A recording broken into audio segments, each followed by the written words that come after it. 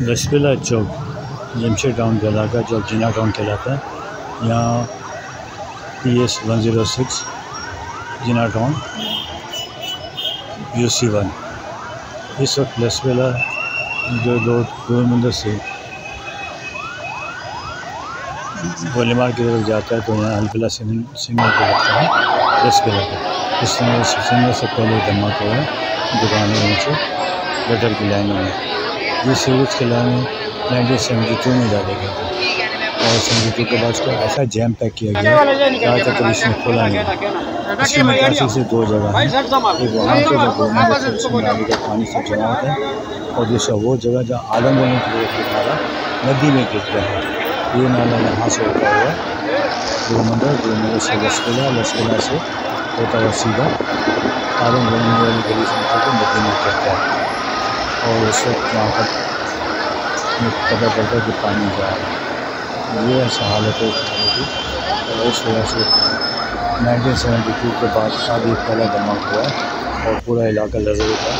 कुछ लोग जख्मी भी हुए हैं जिनको एम्बुलेंस के ज़रिए शिफ्ट किया गया है हॉस्पिटल से। ये कराची के सूर्य लशकला चौक गार्डन PS 106 जीना टाउन UC1 जहाँ पर ये धमाका हुआ।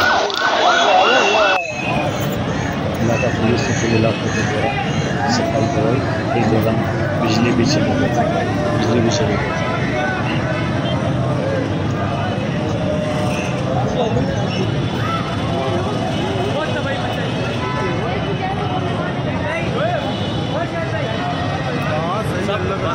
शुक्र है यार